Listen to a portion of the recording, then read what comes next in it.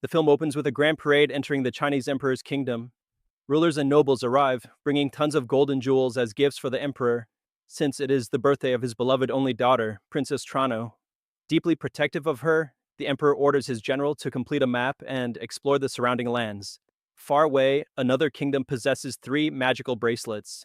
The royal family fears their reunion, since together they would unleash uncontrollable power. The king, queen, and their young son each wear one. The boy trains in combat with his master, Cho. Meanwhile, the Chinese general discovers this kingdom and invades.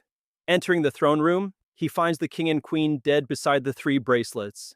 Back in China, the emperor enjoys the celebration with his daughter. Suddenly, she discovers the bracelets in a chest and puts on two, trying to give her father the third.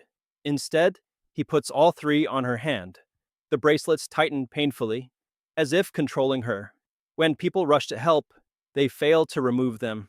The princess suddenly sees the world in black and white. Her eyes change color, and the emperor cuts off her hand to prevent the curse from spreading. She collapses unconscious. At that moment, Cho arrives in the city with his daughter Lore, who has long awaited him, mourning her mother's death. He comforts her, while the emperor summons his priest. The priest explains that the bracelets are foreign. Separated, they are harmless, but united, they bring only evil. The curse can only be broken if, when the princess reaches marriage age, her suitor correctly answers three riddles posed by the bracelets. Failure means death. Until then, the bracelets will drain her blood, making her colder and harsher with age. The emperor is devastated. Meanwhile, Lore meets the emperor's son, Baro, during the princess's birthday festival, and they watch fireworks together. Time passes. Baro grows up with Lore under Cho's care, like siblings. On another birthday, they sneak into a secret cave to watch the fireworks. Shaped like birds, guards chase them, but they escape into a strange cavern. At the palace, the emperor orders the general to train the princess in combat. During a duel, her cursed speed overwhelms him, though her sword skills are weak. Frustrated, she leaves, and the general follows her to the river. There, Baro intervenes, impressing the general with his fighting style. But the general nearly defeats him until the princess uses the bracelet's power to melt his sword. Enraged, the general wants to execute Baro and Lore, but the princess refuses. Instead, she asks Baro to train with her. The next day, Baro discovers the princess's chamber full of strings and patterns. She tells him he must join the royal guard to stay close, and he agrees. They train together, but she only sees him in black and white. At night, she insists he never visit, but he shows her his fireworks, dreaming of becoming the greatest firework maker.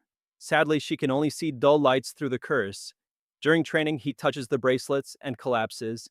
Realizing their power, she admits it is her curse. Meanwhile, the general visits a sorcerer, attempting a ritual to gain demonic power. It fails, and the sorcerer warns him he must wait a year, or marry the princess to become emperor after her father's death. He also reveals a secret. The slain royal family had their hearts on the right side. That night, Baro secretly visits the princess. She tries to push him away from every side, but he notices how much the bracelets affect her. Suddenly, her eyes change, and she sees him as an enemy, chasing him to kill him. Just before striking, Baro calls her name, and she barely regains control, begging him never to return again. The next day, a foreign prince arrives, seeking to marry the princess and solve the three riddles. In her chamber, the princess plays with strings, showing her extraordinary skill, until her father informs her of the suitor's arrival. But when he fails the challenge, he dies instantly. The emperor swears someone will eventually break the curse. Meanwhile, in the market, Baro notices Lore still stealing and scolds her, giving her a gift in exchange for stopping. They then see the new prince with his giant guard. A thief steals the prince's dagger, causing chaos. Lore, with her agility, outmaneuvers the guard, but Baro eventually retrieves the dagger and returns it. Impressed, the prince befriends Baro, though Baro admits he remembers nothing of his origins except being raised by Master Cho. Baro shows him fireworks, which the prince admires. Later, when the prince meets the princess, he draws his dagger, accusing her of killing his sister. She calms him, explaining the riddles must be answered. The trial begins. If he succeeds, he is free. If not, he dies. Among the guards present is Baro, who insists on answering in the prince's place, claiming their bond of friendship. The emperor allows it, though the general is furious and demands that if Baro fails within the time limit, both he and the prince will die. The princess asks the first riddle.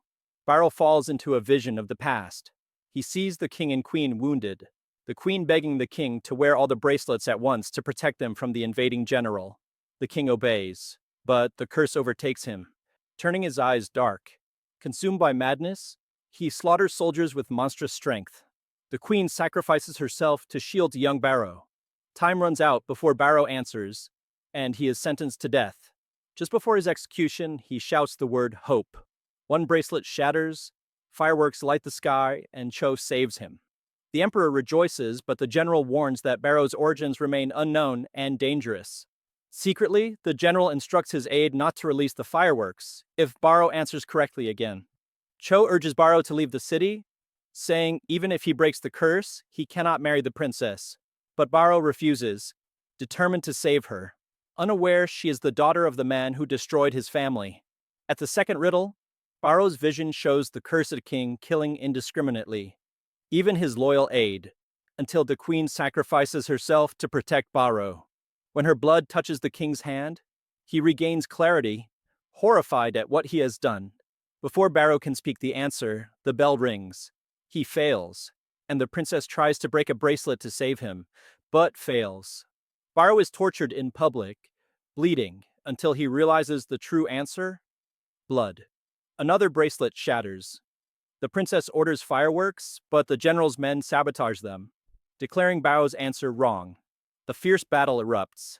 Cho fights the general, the princess protects Baro, and she proves to all that Baro's answer was correct. Yet Baro is shaken after learning from Cho that he is the lost son of the slain king and queen. The general, now aware of his origin, orders his aide to investigate further, giving him a shard of the princess's broken bracelet. The next day, Baro and Lore are ambushed by men, but the princess disperses them. She confronts Baro, who now resents her because her father caused his family's death. She promises that if he defeats her in combat, she will let him leave. In battle, she overpowers him, but refuses to kill him. Instead, she reveals the final riddle, asking only for the answer. Baro apologizes, impales himself on her sword, and with his last breath speaks the solution. The final bracelet shatters, the curse lifts, and the princess is finally freed. After the curse breaks, the princess sees colors again. She rushes Baro to safety. Luckily, his heart is on the right side, so he survives. The emperor leaves her with him while the others depart. When Baro wakes, he feels troubled, telling her he cannot propose to her until she knows his true origin. The emperor orders a huge reward for anyone who discovers Baro's past. Meanwhile, the general gathers the 3 broken pieces of the bracelets and takes them to a sorcerer who enchants them with dark power. Immersing himself in a sacred pool, the general absorbs terrifying energy, becoming nearly invincible. Testing his new strength, he heals instantly from a knife wound, then kills the sorcerer to keep his secret. He next confronts Cho, revealing they once trained under the same master. Unable to defeat him, Cho retreats. Lore visits the princess to speak about Baro, but the general captures him.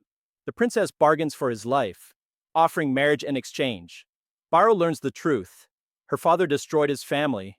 Consumed with anger, he faces the emperor and the general the next day. The emperor admits Baro is the heir of his enemy, but spares him for saving the princess. Furious, Baro declares he will kill the emperor. The general seizes the chance to have Baro executed, but the princess exposes the general's crimes.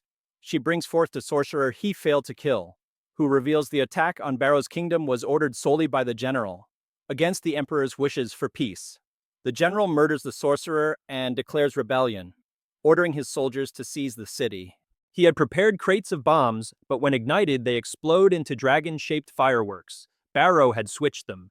The enraged emperor attacks the general, only to have his sword shatter.